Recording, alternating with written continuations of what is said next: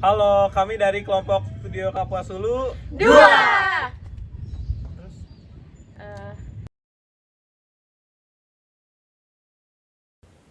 Assalamualaikum warahmatullahi wabarakatuh. Yang kami hormati, Bapak dan Ibu dosen pembimbing studio, dan Bapak dan Ibu perwakilan dari Bapeda Kabupaten Kapuas Hulu. Perkenalkan, kami dari Studio Analisis Wilayah Kabupaten Kapuas Hulu, Universitas Gadjah Mada, akan mempresentasikan hasil analisis kami. Berikut tim kami, yaitu Sydney, Risa, Salsa, Ikhlas, Evan, Noval, dan saya sendiri, Bagas. Berikut merupakan daftar isi dari presentasi kami. Untuk selanjutnya akan dibahas oleh Saudara Ikhlas. Berikutnya masuk ke dalam karakteristik wilayah, di mana nantinya akan dijelaskan fisik wilayah, sosial budaya dan kependudukan, perekonomian, dan juga sarana prasarana. Masuk ke fisik wilayah. Profil wilayah Kabupaten Kapuas Hulu adalah merupakan daerah tingkat 2 yang berada di Provinsi Kalimantan Barat dengan ibu kota kabupatennya adalah Kecamatan Putus Siba Utara. Secara umum, kabupaten ini merupakan daerah dataran rendah serta danau dan rawa dengan sektor unggulannya berada pada bidang pertanian, kehutanan, dan perikanan. Secara Kabupaten Kapuas Hulu memiliki luas wilayah kurang lebih 29.842,3 km persegi, di mana mencakup sekitar 20,33% dari luas wilayah Provinsi Kalimantan Barat. Kabupaten Kapuas Hulu berbatasan dengan wilayah utara Sarawak, timur Provinsi Kalimantan Tengah dan Provinsi Kalimantan Timur, selatan Kabupaten Sintang dan Provinsi Kalimantan Tengah, barat yaitu Sarawak dan juga Kabupaten Sintang. Kabupaten Kapuas Hulu berdasarkan Demnas memiliki titik tertinggi 1998 meter di atas permukaan laut dan titik terendah sekitar negatif 34 meter yang berada di Taman Nasional Danau Sentarung. Kabupaten Kapuas Hulu memiliki kemiringan lereng yang cukup rendah, di mana hampir 85% Kabupaten Kapuas Hulu memiliki kategori datar. Kabupaten Kapuas Hulu memiliki dominasi jenis tanah podzolik dengan kerentanan terhadap erosi berada di kelas sedang. Dominasi formasi geologi Kabupaten Kapuas Hulu adalah kelompok embal. Kabupaten Kapuas Hulu dapat memiliki kategori curah hujan yang tinggi sampai sangat tinggi, dikarenakan curah hujan bulanan di Kabupaten Kapuas Hulu antara 350 mm sampai 500 mm per bulan. Untuk daerah rawan bencana sendiri, daerah di sekitar Danau Sentarung merupakan daerah rawan bencana banjir dan hampir di seluruh kabupaten merupakan daerah rawan cuaca ekstrim.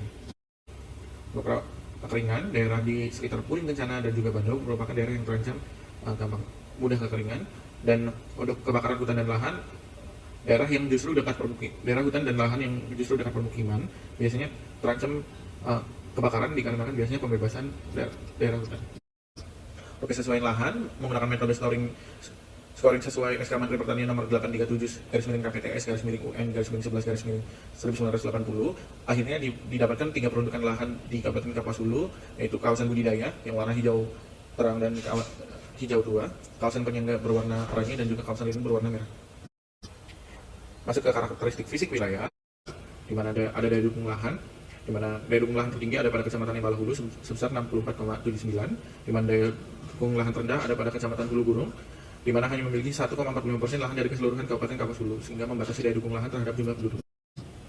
Untuk daya dukung demografi, semua kecamatan memenuhi daya dukung demografis dengan luasan area di kecamatan masih mampu mendukung sekian jumlah penduduk selama proyeksi beberapa waktu ke depan. Daya dukung demografis tertinggi ada pada Kecamatan Putus Siba Utara dan daya dukung demografis terendah ada pada Kecamatan Puring Kencana. Untuk daya dukung ekonomi, konsumsi penduduk per kapita dalam perhitungan daya dukung ekonomi menggunakan garis kemiskinan 2017 Kabupaten Kapuas Hulu sebesar 384.475.000. Dan juga didapatkan hasil daya dukung ekonomi sebesar 64,257, yang berarti ekonomi Kabupaten Kapuas Hulu sudah mampu mendukung kebutuhan penduduknya dalam batas minimal. Selanjutnya, pembahasan sosial pendudukan akan dimulai dengan bagian pendudukan dengan rumusan abstraksi sebagai berikut. Kabupaten Kapuas Hulu memiliki total penduduk sebanyak 263.207 jiwa yang berdampak pada kepadatan penduduk yang rendah. Salah satunya dilihat dari kepadatan penduduk neto sebanyak 373 jiwa per kilometer persegi. Berikut adalah peta kepadatan penduduk bruto, neto, agraris, dan fisiografis per kecamatan di Kabupaten Kapuas Hulu. Kemudian dilihat dari struktur penduduknya, Kabupaten Kapuas Hulu didominasi oleh penduduk usia tidak produktif yang dilihat dari piramida penduduk dan dependensi rasionya. Di samping itu, sektor pertanian, perkebunan, kehutanan, perburuan, dan perikanan menyerap tenaga kerja paling banyak sebesar 63,06%. Dari hasil analisis pertumbuhan proyeksi penduduk, Kabupaten Kapuas Hulu mengalami tren pertumbuhan untuk proyeksi tahun 2021 hingga 2041 seperti pada grafik dengan nilai laju pertumbuhan 1,4%. Baik, selanjutnya saya akan menjelaskan mengenai sosial budaya.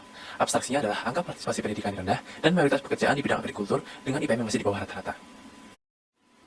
Yang pertama, untuk persentase penduduk miskin pada tahun 2016 hingga tahun 2020 cenderung fluktuatif di sekitar 9,6%. Kemudian, IPM selama 5 tahun terakhir mengalami peningkatan mencapai angka pada 65,69 tahun.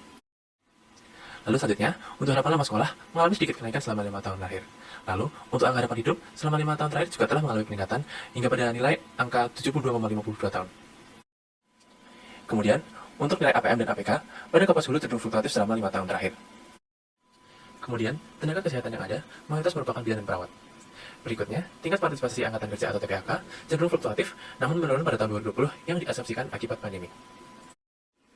Kemudian, tingkat pengangguran terbuka atau TPT juga ikut fluktuatif selama 5 tahun terakhir, namun mengalami kenaikan yang juga diasumsikan akibat pandemi. Lalu, berdasarkan tingkat pendidikannya, Angkatan Kerja dengan lulusan tingkat pendidikan sekolah dasar mendominasi dengan nilai 51,7%. Kemudian, berdasarkan dari jenis pekerjaannya, pertanian, perkebunan, kehutanan, perburuan, dan perikanan menjadi jenis pekerjaan yang paling mendominasi, yaitu sebesar 63,06%. Lalu yang terakhir, penduduk Kapas Hulu terbagi ke dalam 6 agama dan 1 kepercayaan lain, dengan didominasi oleh penganut agama Islam sebanyak 150.276 jiwa. Selanjutnya akan menjelaskan mengenai analisis ekonomi. Dalam analisis ini nantinya akan ditemukan bahwa sektor pertanian, kehutanan, dan perikanan sebagai sektor basis dapat mendukung arah rencana pengembangan kawasan agropolitan dan metropolitan di Kabupaten Kapuas Hulu untuk memperkuat sektor perekonomian daerah. Kemudian, persentase penduduk di bawah garis kemiskinan masih berada pada urutan 5 tertinggi di Provinsi Kalimantan Barat dan rasio kemandirian keuangan daerah di Kabupaten Kapuas Hulu masih tergolong sangat kurang. Hal ini mengindikasikan bahwa masih lemahnya perekonomian Kabupaten Kapuas Hulu apabila dibandingkan dengan wilayah sekitarnya. Untuk laju pertumbuhan ekonomi, Kabupaten Kapuas Hulu mengalami penurunan pada tahun 2018 hingga tahun 2020. Penurunan yang terjadi pada tahun 2018 diakibatkan oleh meningkatnya produksi di seluruh sektor lapangan usaha, sedangkan penurunan yang drastis pada tahun 2020 diakibatkan oleh adanya pandemi COVID-19. Adapun, laju inflasi di Kabupaten Kapuas Hulu mengalami penurunan setiap tahunnya. Hal ini menandakan bahwa secara umum, ekonomi Kabupaten Kapuas Hulu mengalami perlambatan. Selanjutnya, untuk pendapatan per kapita di Kabupaten Kapuas Hulu tidak terlalu berbeda dengan Provinsi Kalimantan Barat, di mana pertumbuhan pendapatan ini cenderung naik setiap tahunnya. Kemudian, untuk struktur ekonomi menggunakan distribusi sektoral, ditemukan bahwa sektor pertanian, kehutanan, dan perikanan, serta sektor konstruksi memberikan sumbangsi paling besar terhadap PDRB Kabupaten Kapuas Hulu dengan rata-rata persentase masing-masing 24,7% dan 19%. Sedangkan untuk distribusi spasial, Kabupaten Kapuas Hulu berada di peringkat kelima pada urutan daerah dengan kontribusi paling kecil. Hal ini menunjukkan indikasi lemahnya perekonomian Kabupaten Kapuas Hulu apabila dibandingkan dengan wilayah sekitarnya. Dalam penentuan struktur unggulan di Kabupaten Kapuas Hulu dilakukan dengan analisis LQ, tipologi klasen, dan zigzag yang kemudian dilakukan overlay. Berdasarkan hasil analisis ini, ditemukan bahwa sektor unggulan di Kabupaten Kapuas Hulu adalah sektor pertanian, kehutanan, dan perikanan, serta sektor administrasi pemerintahan, pertahanan, dan jaminan sosial. Selanjutnya, untuk analisis ketimpangan wilayah dilakukan dengan menggunakan analisis indeks Gini dan indeks Intropitail. Indeks Gini di Kabupaten Kapuas Hulu pada tahun 2010 sampai 2020 masih berada di bawah Provinsi Kalimantan Barat dengan nilai yang tergolong rendah dan stabil, yakni berada pada 0,3. Sedangkan indeks Intropitail Kabupaten Kapuas Hulu bernilai 0,009 yang menandakan bahwa ketimpangan wilayah masih tergolong rendah. Kemudian, untuk menilai ketangguhan wilayah di Kabupaten Kapuas Hulu dilihat berdasarkan indeks kedalaman kemiskinan, indeks keparahan kemiskinan, dan headcount index. Indeks kedalaman kemiskinan di Kabupaten Kapuas Hulu berada di atas Provinsi Kalimantan Barat dengan peningkatan angka pada tahun 2020, yang mengindikasikan bahwa tingkat perekonomian di Kabupaten Kapuas Hulu mengalami penurunan. Kemudian untuk indeks keparahan kemiskinan Kabupaten Kapuas Hulu juga masih berada di bawah Provinsi Kalimantan Barat. Selanjutnya, untuk headcount index di Kabupaten Kapuas Hulu pada tahun 2016 sampai 2020 berada di atas Kalimantan Barat dan mengalami fluktuasi pada 2017 sampai 2019, di mana persentase penduduk di bawah kemiskinan berada pada urutan 5 tertinggi di Kalimantan Barat. Selanjutnya, untuk proyeksi PDRB ADHK menggunakan asumsi laju rata-rata pertumbuhan pada tahun 2016 sampai 2020, pada tahun 2042, jumlah PDRB Kabupaten Kapuas Hulu diperkirakan mencapai 14 triliun. Pada tahun 2020, tiga sektor terbesar penyumbang PDRB Kabupaten Kapuas Hulu adalah sektor pertanian, kehutanan, dan perikanan disusul dengan sektor konstruksi dan industri pengolahan. Namun, berdasarkan perhitungan proyeksi menggunakan metode geometri, sektor konstruksi tergeserkan dengan sektor informasi dan komunikasi dengan persentase 19%. Selanjutnya adalah untuk aspek sarana juga prasarana. Untuk abstraksi dari sarana adalah belum optimalnya pemerataan dalam pemenuhan kebutuhan dan aksesibilitas akan pelayanan sarana karena minimnya konektivitas. Untuk sarana pendidikan, di sini masih terdapat kekurangan terutama pada jenjang SMA dan persebaran paling banyak untuk sarana pendidikan ada pada Kecamatan Putih Sebelah Selatan dan Utara, sementara paling sedikit adalah pada Kecamatan Pulik. Berikut merupakan peta persebaran dan jangkauan untuk sarana pendidikan dan kesehatan. Sarana kesehatan rumah sakit dan puskesmas sudah memenuhi standar kuantitas namun belum memenuhi pada jenis sarana puskesmas pembantu. Untuk sarana perniagaan, di sini masih terdapat kekurangan pada beberapa kecamatan. Baik, untuk analisis yang selanjutnya yaitu terkait prasarana. Secara umum, kondisi prasarana di Kabupaten Kapuas Hulu dinilai masih belum memadai, baik secara kualitas maupun kuantitasnya. Kondisi tersebut juga banyak menemui ketidakmerataan tiap wilayahnya, yang mengindikasikan tidak meratanya pembangunan di Kabupaten Kapuas Hulu. Selain itu, kondisi pembangunan prasarana di kabupaten ini juga masih banyak menemui kendala, baik dari aspek pembiayaan, geografis, maupun sosial budayanya. Berikut merupakan data yang kami dapatkan mengenai kondisi jalan dan komposisi penyusun jalan di Kabupaten Kapuas Hulu. Menurut informasi tersebut, pembangunan jalan di Kabupaten Kapuas Hulu masih banyak terhambat pada alokasi anggaran dan kondisi geografis. Berikut merupakan persentase dari kondisi jalan di Kabupaten Kapuas Hulu, di mana kondisi jalan tersebut didominasi oleh kondisi baik sebanyak 64%. Meskipun begitu, masih terdapat jalan dengan kondisi yang rusak berat, yaitu sebesar 21%. Sedangkan untuk transportasi umum, berikut merupakan jumlah persebaran dari terminal angkutan darat di 7 kecamatan di Kabupaten Kapuas Hulu. Berikut merupakan persebaran dari fasilitas dermaga yang merupakan salah satu moda transportasi utama di Kabupaten Kapuas Hulu. Berikut merupakan informasi yang kami temukan terkait kondisi sanitasi dan pengelolaan air limbah. Akses sanitasi layak di kabupaten ini berada pada posisi 3 terbawah di Provinsi Kalimantan Barat. Serta kondisi prasarana buang air besar di kabupaten ini masih belum memenuhi sesuai dengan anjuran dari Menteri Kesehatan nomor 3 tahun 2014 tentang SDPTBM. Sedangkan untuk persentase jamban sehat masih sangat minim dengan hanya 0,17% yang tersedia, yang mengindikasikan perlu peningkatan program sanitasi sehat. Untuk selanjutnya, berikut merupakan data terkait prasarana irigasi di Kabupaten Kapuas Hulu. Mayoritas sistem irigasi di kabupaten ini menggunakan sistem jaringan terbuka. Sedangkan untuk prasarana persampahan, berikut merupakan analisis kebutuhan dari TPA dan TPS di Kabupaten Kapuas Hulu. Di mana di kabupaten ini hanya memerlukan satu jenis TPA. Meskipun begitu, terdapat satu TPA yang sudah terbangun meskipun dalam kondisi yang sudah overload. Berikut merupakan data terkait persebaran dari prasarana tempat pembuangan sementara serta petanya. Untuk prasarana energi sendiri, terdapat 4 jenis pembangkit listrik di Kabupaten Kapuas Hulu. Dengan mayoritas pembangkit listrik yang ada mengandalkan PLTD yang terindikasi menyebabkan pencemaran dan penurunan kualitas lingkungan. Berikut merupakan informasi yang kami temukan terkait kondisi sanitasi dan pengelolaan air limbah. Akses sanitasi layak di kabupaten ini berada pada posisi 3 terbawah di Provinsi Kalimantan Barat. Serta kondisi prasarana buang air besar di kabupaten ini masih belum memenuhi sesuai dengan anjuran dari Menteri Kesehatan nomor 3 tahun 2014 tentang SDPTBM. Sedangkan untuk persentase jamban sehat masih sangat minim dengan hanya 0,17% yang tersedia, yang mengindikasikan perlu peningkatan program sanitasi sehat. Untuk bagian yang selanjutnya yaitu mengenai struktur dan pola ruang wilayah. Di bagian pertama yaitu mengenai identifikasi struktur ruang. Selanjutnya yaitu identifikasi agregasi pemukiman. Identifikasi ini didasarkan pada Peraturan Kepala BPS Nomor 37 Tahun 2020 dengan melihat desa yang memiliki klasifikasi sebagai kawasan perkotaan. Hasilnya yaitu teridentifikasi 50 desa yang memiliki klasifikasi tersebut. Untuk identifikasi persebaran dan simpul permukiman ditunjukkan pada peta berikut. Teridentifikasi terdapat 8 simpul perkotaan dengan persebarannya terlihat pada peta di sebelah kanan. Analisis yang selanjutnya yaitu identifikasi ketetanggaan. Identifikasi ini menggunakan metode Nearest Neighborhood Analysis atau NNR yang dipakai untuk menjelaskan pola persebaran dari simpul perkotaan yang tersebar pada suatu wilayah. Hasilnya diketahui indeks NRF tersebut yaitu sebesar 1,11 yang bermakna bahwa simpul permukiman di Kabupaten Kapuas Hulu termasuk dalam pola acak dan random. Selanjutnya, untuk analisis agregasi fasilitas. Analisis ini memiliki tujuan untuk menentukan hierarki pelayanan dan persebaran dari fasilitas-fasilitas yang terdapat di 8 simpul perkotaan teridentifikasi. Analisis agregasi fasilitas menggunakan metode sentralitas massal, skalogram, dan kernel density. Proses sebelum analisis adalah overlay peta persebaran fasilitas dengan peta permukiman perkotaan. Hasilnya yaitu sebagai berikut. Dalam analisis agregasi fasilitas yang pertama, yaitu sentralitas massal, diketahui bahwa simpul perkotaan dengan orde tertinggi berada pada simpul A, yang merupakan Kecamatan Putusiba Utara. Hal ini karena kecamatan ini merupakan ibu kota dari Kabupaten Kapuas Hulu, yang memiliki jenis fasilitas yang lebih banyak dan beragam. Sedangkan berdasarkan analisis skalogram, diketahui bahwa simpul perkotaan dengan orde tertinggi berada pada simpul A, B, D, F, dan H.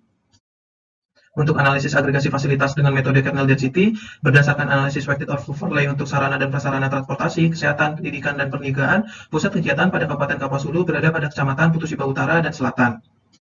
Untuk yang selanjutnya yaitu evaluasi struktur ruang. Untuk evaluasi struktur ruang selanjutnya dilakukan analisis aksesibilitas. Analisis ini dilakukan dengan menggunakan peta jaringan jalan dan transportasi yang sudah dianalisis kernel density. Untuk kemudian keduanya dilakukan weighted overlay dengan bobot masing-masing 50%. Secara keseluruhan, permukiman pada Kecamatan Putusiba Utara dan Selatan memiliki aksesibilitas yang paling tinggi karena banyaknya jalan dan terminal yang ada. Untuk permukiman dan aksesibilitasnya yang rendah berada pada Kecamatan Kalis karena minimnya jalan yang ada. Untuk evaluasi struktur ruang, analisis yang pertama yaitu analisis konektivitas. Dalam analisis ini digunakan 3 jenis metode, yaitu alpha index, beta index, dan gamma index. Untuk alpha index digunakan untuk mengukur jumlah siklus dibandingkan jumlah maksimum siklus itu sendiri. Hasil dari metode alpha index ini diketahui bahwa Kabupaten Kapuas Hulu memiliki nilai indeks sebesar 0,84, yang berarti memiliki keterhubungan yang baik. Untuk beta indeksnya digunakan untuk mengukur efisiensi hubungan antara jumlah simpul dan pengunjung. Nilai beta indeks di Kabupaten Kapuas Hulu yaitu teridentifikasi sebesar 1,2, yang berarti simpul pada Kabupaten Kapuas Hulu memiliki standar yang sangat baik. Sedangkan untuk gamma indeksnya diketahui bahwa gamma indeks di Kabupaten Kapuas Hulu sebesar 0,523 yang dapat diinterpretasikan sebagai kelas menengah berdasarkan skala gamanya. Hal ini dapat diartikan bahwa konektivitas yang tersedia belum memadai jumlah jaringan yang memungkinkan. Selain itu juga dapat menjadi lebih baik jika dibuat jalan baru yang menghubungkan simpul-simpul yang belum terhubung. Untuk evaluasi struktur ruang yang kedua, dilakukan analisis mobilitas. Analisis ini bertujuan untuk mengukur tingkat efisiensi jaringan terhadap jarak antara simpul permukiman di wilayah perkotaan. Berdasarkan hasil analisis tersebut, dapat disimpulkan bahwa secara keseluruhan, tingkat efisiensi jarak antar simpul tergolong efisien dan baik, dengan nilai rata-rata indeks yaitu sebesar 0,69. Kendati demikian, terdapat beberapa akses yang memiliki nilai tergolong tidak efisien, yakni jarak antara simpul D ke E dengan nilai indeks 0,352. Dan yang terakhir, untuk evaluasi struktur ruang, dilakukan analisis interaksi. Tingkat interaksi yang terjadi di dua simpul dihitung menggunakan metode gravity model. Dari hasil perhitungan gravity model di Kabupaten Kapuas Hulu, interaksi paling tinggi terjadi pada hubungan simpul B ke C, yang terdapat pada Kecamatan Pundut Hulu dan Kecamatan Tanjung Boyan. Hal ini karena lokasi kedua simpul tersebut yang sangat berdekatan, dan jumlah penduduknya tergolong tinggi. Pembahasan yang selanjutnya yaitu mengenai rekomendasi struktur ruang. Berikut merupakan perbandingan dari struktur ruang existing dan struktur ruang rencana di Kabupaten Kapuas Hulu.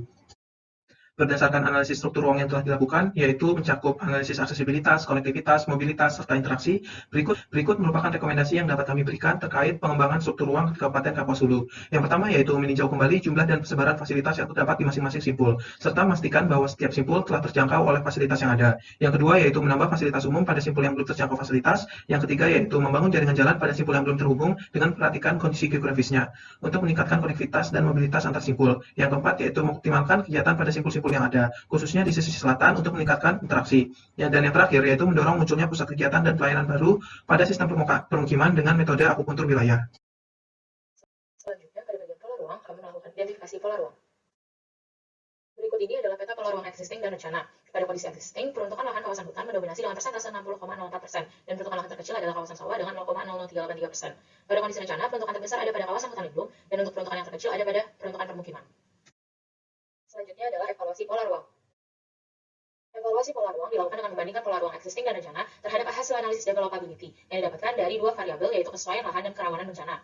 Kesesuaian lahan yang ada didominasi oleh kawasan budidaya. Kemudian pada bagian kanan adalah peta rawan bencana banjir, di mana area rawan banjir terletak di sekitar area Danau Sentarum. Kemudian berikut ini merupakan peta rawan cuaca ekstrim serta peta rawan kebakaran hutan dan lahan. Kemudian dilanjutkan dengan analisis rawan bencana kekeringan seperti pada peta di layar. Dari hasil analisis kesesuaian lahan dan rawan bencana ini, maka didapatkan klasifikasi developability lahan menjadi high suitability, medium suitability, low suitability, dan non suitable. Seperti yang dapat dilihat pada peta bahwa Kabupaten Kapuas Hulu didominasi dengan area moderate hingga low suitability, sedangkan untuk area high suitability berada di sekitar Jalan Trans Kalimantan. Dari hasil analisis sebelumnya, dilakukan analisis kesesuaian pola ruang existing berdasarkan tingkat developability-nya, dan didapatkan 84,35% pola ruang di Kabupaten Kapuas Hulu sudah sesuai dengan tingkat developability lahannya. Sebagai tanggapan dari evaluasi pola ruang yang dilakukan sebelumnya, maka dilakukan perumusan rekomendasi pola ruang. Terdapat 3 rekomendasi pola ruang yang didasari dari stability analysis serta analisis daya dukung dan daya tampung. Antara lain yang pertama, menghindari pembangunan pada area non-developability karena merupakan kawasan lindung dan kawasan rawan bencana. Yang kedua adalah mengantisipasi alih fungsi lahan yang berlebihan, terlebih lagi mengingat rencana perluasan kawasan hutan produksi dan perkebunan yang memungkinkan menjadi pemantik deforestasi. Yang ketiga adalah melakukan konservasi lahan terhadap area dengan tingkat rawan bencana tinggi, terutama wilayah pada bagian utara yang terdampak banjir setiap tahunnya. Saya Salsa akan menjelaskan mengenai neraca sumber daya alam hortikultura buah. Latar belakang pemilihan hortikultura buah dikarenakan hortikultura buah menjadi salah satu subsektor yang berkontribusi paling besar dalam PDRB Kabupaten Kapuas Hulu. Hortikultura buah juga mendukung optimalisasi pengembangan kawasan agropolitan dan mendukung rencana strategis Kementerian Pertanian dalam program 1000 Kampung Hortikultura yang tersebar di 31 provinsi di Indonesia yang merupakan salah satu subsektor komoditas ekspor dengan frekuensi dan volume yang tinggi. Untuk kerangka berpikir dari analisis neraca sumber daya alam hortikultura buah adalah sebagai berikut. Dari hasil analisis neraca sumber daya alam hortikultura buah, ditemukan bahwa komunitas buah yang ada di Kabupaten Kapuas Hulu adalah seperti yang terpampang pada layar.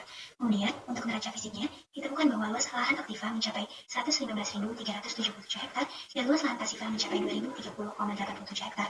Hal ini menandakan bahwa Kabupaten Kapuas Hulu masih memiliki luas cadangan total 113.346 hektar dengan valuasi moneter mencapai 12,7 triliun dengan memberikan kontribusi terhadap PDRB sebesar 40%. Sumber daya alam yang dianalisis selanjutnya adalah pertanian tanaman pangan. Latar belakang analisis ini adalah pertanian yang menjadi salah satu prioritas utama pemerintah selama 5 tahun terakhir. Pertanian di Kabupaten Kapuas Hulu menjadi subsektor dari sektor pertanian, kehutanan, dan perikanan yang menyumbang PDRB rata-rata sebesar 24,7%. Berikut adalah kerangka berpikir yang digunakan dalam analisis ini. Dari hasil analisis, didapatkan lahan cadangan seluas 187.560 hektar yang menghasilkan valuasi sebesar 1,7 triliun dan dapat memberikan kontribusi sebesar 28,46% terhadap PDRB Kabupaten Kapuas Hulu. Ya, di sini saya akan menjelaskan neraca sumber daya alam air. Dalam latar belakang Indonesia sebagai negara tropis dan kondisi existing Kapuas Hulu yang masih didominasi oleh hutan membuat Kapuas Hulu kaya akan adanya potensi pengembangan neraca sumber daya alam air. Dengan kerangka berpikir, neraca fisiknya adalah lahan aktifannya merupakan potensi air tanah ditambah air permukaan dikurangi lahan pasifannya yaitu kebutuhan domestik dan non domestik, maka mendapatkan cadangan fisik. Sumber resapan tertinggi aktifannya adalah air tanah dan pasifannya adalah lahan pertanian. Dan maka didapatkan perhitungan dengan valuasi cadangan sebesar berikut. Perlu dinotis juga bahwa total pendapatan ini hanya didasarkan dengan asumsi seluruh air dimanfaatkan dengan hitungan untuk kebocoran hanya 30 liter per orang. Kemudian, untuk neraca sumber daya alam perikanan air tawar, dilatar belakangi oleh sebagai berikut. Yang pertama, sektor perikanan memiliki peran besar terhadap PDRB ADHK dengan nilai paling tinggi sebesar 25,7%. Lalu, perikanan dapat menjadi salah satu penggerak ekonomi dan peningkatan kesejahteraan masyarakat dengan pengembangan kawasan Minangkabau Kapuas Hulu. Lalu, adanya pos lintas batas negara BADAW atau PLBN memudahkan adanya transaksi ekspor sumber daya perikanan sehingga dapat meningkatkan nilai ekonomi perikanan. Lalu yang terakhir, luas perairan umum Kabupaten Kapuas Hulu yang terdiri dari danau-danau dan sungai-sungai seluas sekitar 450.257 hektar atau sekitar 3,27% dari luas perairan umum Indonesia. Kemudian, berikut adalah kerangka berpikir saya dalam mengerjakan analisis tersebut. Lalu hasil analisis NSDA perikanan air tawar Kapuas Hulu saya didapat bahwa lahan aktiva seluas dengan 1.543.229 hektar. Kemudian, dengan berdasarkan data yang saya dapat, luas lahan pasifa sebesar 24.118 hektar, sehingga didapat luas lahan cadangan sebesar 1.519.111 hektar. Kemudian, valuasi moneter NSDA perikanan air tawar didapat sebesar 58,5 triliun rupiah, yang didapat setelah menghitung produk cadangan yang dikalikan dengan data standar harga komunitas yang ada. Selanjutnya untuk neraca sumber daya alam perkebunan. Latar belakang dari NSDA perkebunan adalah peran kontribusinya yang tinggi dalam PDRB dan menjadi salah satu penggerak ekonomi dengan adanya keunggulan komparatif PLBN sebagai potensi pertumbuhan nilai ekonomi untuk meningkatkan kesejahteraan masyarakat. Pengertian NSDA perkebunan ini didasarkan dari kerangka berpikir yang tertampil pada slide berikut. Selanjutnya dalam NSDA perkebunan menggunakan komoditas kelapa sawit, karet, kelapa dalam, kakao, aren, lada, serta pinang didapat luas cadangan sebesar kurang lebih 300.000 hektar dengan valuasi moneter sebanyak 22,5 triliun yang berdampak pada peningkatan PDRB untuk sektor pertanian, perikanan, dan juga kehutanan. Selanjutnya, saya Nova Labiu akan menjelaskan analisis NSDA, peran Kapuas Hulu sebagai Harta Borneo, dan kontribusinya dalam perdagangan karbon dunia. Analisis NSDA ini dilatar belakangi oleh beberapa hal, diantaranya yaitu kawasan lindung dan konservasi di Kabupaten Kapuas Hulu yang tergolong sebagai Harta Borneo. Selain itu, Kabupaten Kapuas Hulu juga menyimpan potensi yang sangat besar terhadap hutanan. Salah satunya yaitu dibuktikan dengan 81,96% dari luas wilayah ini adalah hutan, dengan 50,61% dari luas wilayah ini atau sekitar 801.000 adalah hutan lindung. Selain itu juga seperti yang kita tahu, hutan memegang peran yang penting dalam menjaga keseimbangan ekosistem dunia, dengan fungsi regulasinya dalam jasa ekosistem hutan. Dan yang terakhir yaitu dengan adanya rasa ketidakadilan dalam komitmen konservasi hutan antar negara. Hal ini karena banyak pihak di dunia itu menuntut untuk melakukan konservasi hutan, padahal tidak semua negara memiliki hutan. Negara-negara yang memiliki hutan yang luas seperti Indonesia merasa kurang diuntungkan karena mereka dituntut untuk konservasi hutan, sedangkan mereka tidak mendapat insentif apapun. Berikut merupakan kerangka berpikir dalam melakukan analisis neraca sumber daya ini. Berikut merupakan hasil temuan dari analisis neraca sumber daya alam yang saya lakukan. Untuk besaran neraca fisiknya sendiri terhitung sebanyak 1,7 juta hektar lahan potensial untuk dilakukan perdagangan karbon terdapat di Kabupaten Kapuas Hulu dengan luasan hutan lindung existing yang telah disahkan yaitu seluas 801.000 hektar. Untuk itu cadangannya yaitu sebesar 931.999 hektar. Sedangkan untuk potensi dari valuasi moneternya diketahui yaitu sebesar 13,9 triliun per tahunnya. Nilai-nilai tersebut didapatkan berdasarkan asesmen digital berbasis random point sampling yang saya lakukan terhadap 1.000 titik di Kabupaten Kapuas Hulu menggunakan platform digital i3 Canopy. Neraca sumber daya alam hutan produksi. Kabupaten Kapuas Hulu memiliki 75% tutupan lahan berupa hutan, di mana keseluruhan luas hutan mencapai 2.446.148 hektar. Dan pada PDRB atas dasar harga konstan, sektor kepertanian, kehutanan, dan perikanan memiliki persentase yang paling tinggi dibandingkan dengan sektor primer yang lainnya. Sektor ini menyumbang mencapai 22,33% dari keseluruhan PDRB yang ada di Kabupaten Kapuas Hulu. Setelah dilakukan analisis, neraca sumber daya alam hutan produksi memiliki cadangan yang dapat berkontribusi terhadap PDRB sebesar 1043,7%, terhadap sektor pertanian, kehutanan, dan perikanan, dan 268,5% terhadap PDRB Kabupaten Kapuas Hulu secara keseluruhan. Selanjutnya adalah pohon potensi, masalah, dan tujuan.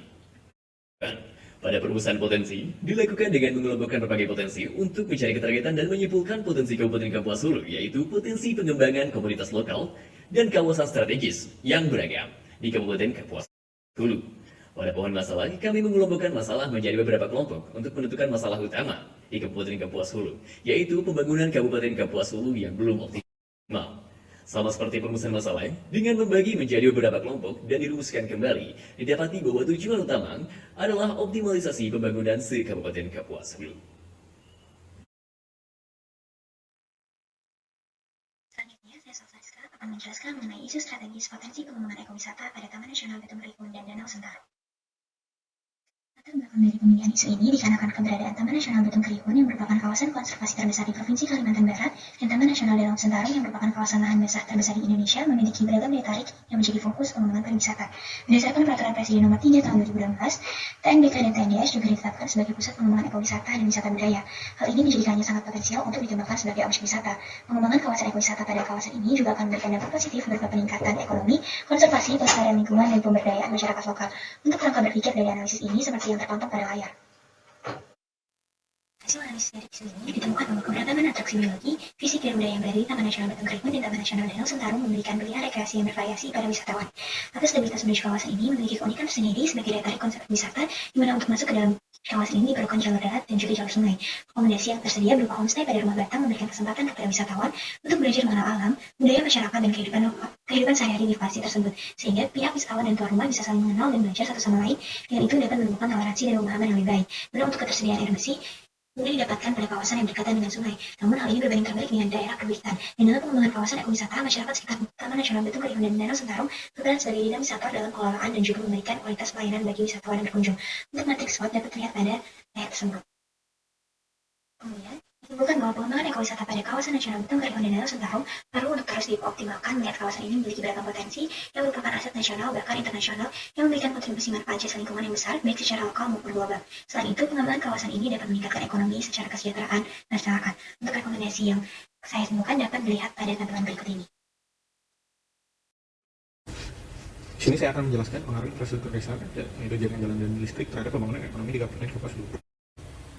Yang latar belakang, Indonesia memiliki target minimal 7% untuk pembangunan ekonominya agar dapat dikatakan sebagai negara maju pada tahun 2025.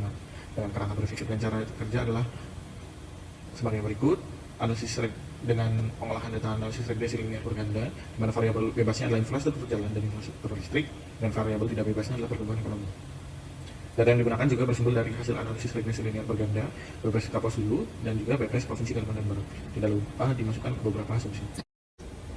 Mana didapatkan hasil pembahasan dan kesimpulan, dikarenakan nilai persamaan yang memperlihatkan nilai konstansi positif, maka walaupun nilai variabel jalan R1 dan listrik R2 adalah 0, tetap ada pertumbuhan ekonomi sebesar 1.405,945, di mana didapatkan koefisien konstan yang bertanda positif. Dapat disimpulkan juga bahwa setiap 1% kenaikan infrastruktur jalan, maka PDRB akan terpengaruhi sebesar 4.197.653. Karena kesimpulannya, yaitu menurut data yang ada dan juga analisis menggunakan regresi linear berganda, didapatkan fakta bahwa pertumbuhan ekonomi di Kabupaten Kapuas Hulu dapat dikatakan sudah baik. Namun, tidak begitu adanya keterkaitan antara variabel jalan dan juga variabel listrik, dikarenakan hanya ada beberapa peningkatan kualitas dan kuantitasnya di beberapa tahun saja. Meskipun begitu, infrastruktur listrik yang ada juga tidak begitu terkait dengan pertumbuhan ekonomi yang ada di Kabupaten Kapuas Hulu. Rekomendasinya, seperti yang dikatakan oleh Menteri Keuangan dan juga hasil analisis yang sudah dipaparkan, maka pembangunan di sektor infrastruktur akan sangat membantu menopang perekonomian. Dengan makin lengkapnya infrastruktur di suatu tempat, maka tempat tersebut akan menjadikan prioritas tempat itu berkembang. Untuk itu, pemenuhan infrastruktur perlu dilakukan untuk menarik penduduk. Dan melihat bahwa kebutuhan infrastruktur yang tinggi dan juga pertumbuhan ekonomi yang tergolong baik, untuk kedepannya perlu diperhatikan peningkatannya dan juga perbaikan sistem agar nantinya pertumbuhan ekonomi ini tetap memiliki indeks yang baik. Kemudian, selanjutnya untuk pengembangan kawasan metropolitan dalam pengoptimalan potensi perikanan, dilatar belakangi oleh yang pertama, sektor perikanan bersama sektor pertanian dan kehutanan menyumbang sebesar 25,7% dari total PDRB Kapuas Hulu. Yang kedua adalah luas perairan Kapuas Hulu sebesar 450.000 hektar yang sangat berpotensi menjadi sumber daya perikanan air tawar yang besar. Lalu yang terakhir adalah pengembangan kawasan Minapolitan di Kabupaten Kapuas Hulu dapat meningkatkan produksi perikanan yang berdampak pada peningkatan perekonomian dan mensejahterakan masyarakat Kabupaten Kapuas Hulu. Lalu berikut adalah hasil kerangka berpikir saya dalam mengerjakan isu ini. Selanjutnya mengenai hasil pembahasan, peningkatan dan optimalisasi produktivitas perikanan guna meningkatkan perekonomian masyarakat perlu didasari oleh 3 hal utama, yaitu peningkatan kualitas manajemen sumber daya ikan, menjaga dan memberdayakan lingkungan guna mendapatkan sumber daya perikanan yang berkelanjutan, dan meningkatkan kondisi sosial ekonomi masyarakat setempat. Lalu berikut adalah hasil analisis SWOT saya. Kemudian, kesimpulan yang didapat adalah untuk mencapai tujuan program kawasan Minapolitan, diperlukan adanya kebijakan dari pemerintah daerah maupun pusat yang tujuannya berupa optimalisasi manajemen sumber daya perikanan, inovasi dan modernisasi teknologi budidaya perikanan, pemberdayaan lingkungan dan perikanan yang berkelanjutan, serta meningkatkan kondisi sosial ekonomi masyarakat Kapuas Hulu. Lalu, dalam implementasi program-programnya, Minapolitan harus bersifat dinamis, siklik, dan evaluatif. Dan rekomendasi yang dapat saya berikan adalah yang pertama, menyusun kebijakan program untuk mendukung dan membimbing pihak yang berada di siklus sektor perikanan. Lalu yang kedua, meningkatkan produktivitas dan nilai produk. Lalu yang ketiga, meningkatkan dan membenahi sarana-prasarana penunjang sektor perikanan. Lalu yang terakhir adalah mengembangkan inovasi teknologi budidaya perikanan. Isu strategis yang selanjutnya adalah pengembangan kawasan agropolitan dengan konsep budaya ekonomi untuk memaksimalkan potensi perkebunan dalam rangka peningkatan ekonomi wilayah. Latar belakang dari isu strategis ini adalah adanya potensi dalam sektor perkebunan yang tinggi, namun dalam pemanfaatannya masih belum berkelanjutan. Untuk itu dimunculkan solusi pengembangan kawasan green agropolitan yang dalam analisis kebijakan, SWOT pengembangan wilayah perencanaan, serta produktivitas ekonomi akan dihasilkan optimalisasi terhadap produktivitas sektor perkebunan. Didapati hasil analisis bahwa kawasan agropolitan sebagai KSK masih memiliki kekurangan terhadap sarana perniagaan dan prasarana jalan yang dapat mengakibatkan penurunan produktivitas. Lalu dengan masuknya konsep green economy, ini akan mendukung perwujudan pengembangan kawasan agropolitan yang seimbang dengan uraian potensi masalah secara internal dan eksternal tergambarkan pada matriks SWOT yang terdapat pada slide berikut. Dihasilkan kesimpulan untuk kebijakan KSK dalam pengembangan kawasan agropolitan yang berkonsep green economy dapat menjadi solusi yang akan memunculkan terjadinya keselarasan antara aspek ekonomi, sosial, lingkungan, sehingga pola pembangunan berkelanjutan yang berwawasan konservasi sebagai tujuan penataan ruang dari Kabupaten Kapuas Hulu dapat tercapai melalui uraian rekomendasi yang tertampil pada slide berikut. Isu strategis selanjutnya adalah optimalisasi kawasan PLBN Badau untuk menunjang kegiatan ekspor dan imigrasi Kabupaten Kapuas Hulu. Dilatar belakangi dengan letak geografis Kecamatan Badau yang berbatasan langsung dengan Sarawak, Malaysia, di mana terdapat kesepakatan yang mengatur kegiatan perdagangan daerah perbatasan Indonesia dan Malaysia melalui Border Crossing Agreement tahun 1967 dan Border Trade Agreement tahun 1970. Berikut adalah kerangka berpikir yang digunakan. Dari hasil pembahasan, Kecamatan Badau ditetapkan menjadi Pusat Kawasan Strategis Nasional atau PKSN dalam RT/RW Kabupaten Kapuas Hulu. PLBN Badau termasuk PLBN tipe C yang mengalami peningkatan dengan adanya proyek pembangunan PLBN dan sarana penunjang Nangga Badau yang terdiri dari 3 tahap pembangunan. Sistem ekspor dan imigrasi yang ada menggunakan kartu identitas lintas batas dengan pembatasan nilai barang sebesar Rp600 per orang per bulan. Dalam pelaksanaan operasional, PLBN memberikan dampak pertumbuhan ekspor terhadap Kapuas Hulu dan Kalimantan Barat. Berikut adalah tabel analisis SWOT dari isu strategis ini. Sebagai kesimpulannya, pengembangan PLBN Nangga Badau perlu untuk terus dilakukan guna mengoptimalkan fungsinya dan diikuti oleh peningkatan kualitas pelayanan, pemaksimalan barang dan produk yang dapat diperdagangkan, pengelolaan ekowisata, dan juga peningkatan SDM masyarakat di sekitarnya. Sebagai tanggapan dari isu ini, maka dirumuskan 3 rekomendasi seperti pada layar. Selanjutnya, saya Nova Labiu akan menjelaskan mengenai isu strategis optimalisasi hutan lindung Kabupaten Kapuas Hulu sebagai Kota Borneo dan potensinya dalam mendukung implementasi perdagangan karbon di Indonesia. Isu strategis ini dilatar belakangi oleh beberapa hal, diantaranya yaitu yang pertama, adanya komitmen 3 negara dalam inisiatif World of Borneo untuk memastikan kelestarian pengelolaan sumber daya hutan. Selanjutnya juga, Kabupaten Kapuas Hulu ini dinilai memiliki potensi yang sangat besar terhadap kehutanan, dengan besaran luasan hutannya terlihat pada layar berikut. Selain itu juga, kawasan lindung di Kabupaten Kapuas Hulu ini kian mengalami deforestasi, dengan diketahui sebanyak 4,7% terdapat perbedaan luas kanopi pada tahun 2011 hingga tahun 2021. Kemudian juga terdapat deklarasi dari pemerintah daerah Kabupaten Kapuas Hulu yang menyatakan bahwa Kabupaten Kapuas Hulu dinyatakan sebagai kabupaten konservasi. Adapun berikut merupakan kerangka berpikir yang kami lakukan dalam menganalisis isu strategis ini. Berikut merupakan hasil temuan dalam analisis isu strategis ini. Yang pertama yaitu, dalam identifikasi fisik dasar dan kondisi kawasan lindung dan konservasi existing, ditemukan bahwa Kabupaten Kapuas Hulu terdiri dari 69,3% wilayahnya merupakan kawasan lindung dan konservasi. Sedangkan untuk persentase kawasan hutannya terlihat sebagai berikut. Yang kedua yaitu mengenai analisis perubahan tutupan lahan atau kanopi dari kawasan hutan lindung di Kabupaten Kapuas Hulu. Kesimpulannya adalah Diketahui jika pada tahun 2011, luasan kanopi hijau di kawasan lindung dan konservasi di Kabupaten Kapuas Hulu yaitu mencapai 91,2%. Sedangkan pada tahun 2021, luasan tersebut menyusut menjadi hanya 86,5%. Besaran nilai tersebut merupakan besaran tutupan lahan hijaunya, bukan luasan lahan. Karena dalam menghitung potensi perdagangan karbon ini dihitung berdasarkan kemampuan penyerapan karbon yang dilakukan oleh kanopi hijau atau pepohonannya. Hasil temuan yang selanjutnya yaitu terkait analisis kemampuan penyerapan karbon dari hutan lindung di Kabupaten Kapuas Hulu. Diketahui hutan lindung di Kabupaten Kapuas Hulu memiliki kemampuan untuk menyerap karbon sebesar 4,67 megaton per tahunnya atau sebesar 17.128.980 ton CO2 ekuivalen, di mana nilai valuasi moneter dari penyerapan karbon dengan satuan CO2 ekuivalen ini sebesar $57,5 per tonnya. Dengan kemampuan penyerapan sebesar ini, maka hutan lindung di Kabupaten Kapuas Hulu menyimpan potensi yang sangat besar dalam menyumbang pemasukan dengan skema perdagangan karbon. Kemampuan penyerapan tersebut dapat berimplikasi pada peningkatan batas pengeluaran emisi karbon di Indonesia, sehingga peluang terhadap pendapatan yang didapatkan dari skema perdagangan karbon akan semakin meningkat. Berikut merupakan analisis SWOT yang telah kami lakukan dalam menganalisis isu strategis ini. Dan yang terakhir, untuk poin kesimpulan dan rekomendasi, Kabupaten Kapuas Hulu dinilai memiliki potensi kehutanan yang besar, khususnya pada hutan lindung. Pengembangan dari sektor tersebut menjadi penting untuk mendukung implementasi perdagangan karbon di Indonesia. Namun demikian, pemerintah Indonesia hingga kini masih belum dapat memanfaatkan potensi tersebut karena adanya kendala dan tantangan seperti payung hukum dan skema kerjasama regional yang belum tersedia, serta kapasitas dari pemerintah Indonesia sendiri yang dinilai masih belum memadai. Berdasarkan hal tersebut, rekomendasi yang dapat saya berikan yaitu yang pertama, pemerintah Indonesia selaku penyelenggara perdagangan karbon harus siap dengan instrumen kebijakan baik secara teknis maupun non-teknisnya. Yang kedua yaitu diperlukan penguatan kerjasama antar daerah dan negara dalam pengembangan implementasi perdagangan karbon ini.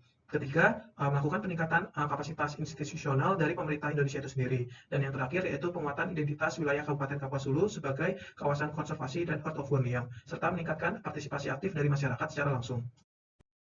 Untuk isu selanjutnya adalah pengoptimalan akses terhadap sarana pendidikan dan kesehatan di Kabupaten Kapuas Hulu. Dilatar belakangi dengan kesejahteraan masyarakat yang masuk dalam misi RPJPD Kabupaten Kapuas Hulu 2011-2031 dan untuk mendukung indeks pembangunan manusia di Kabupaten Kapuas Hulu yang tergolong lebih rendah dibandingkan dengan Provinsi Kalimantan Barat. Pada analisis, didapati bahwa angka partisipasi murni SMA jauh lebih rendah dibandingkan dengan tingkat di bawahnya, dan angka kelahiran di fasilitas kesehatan berada di angka 80,31%.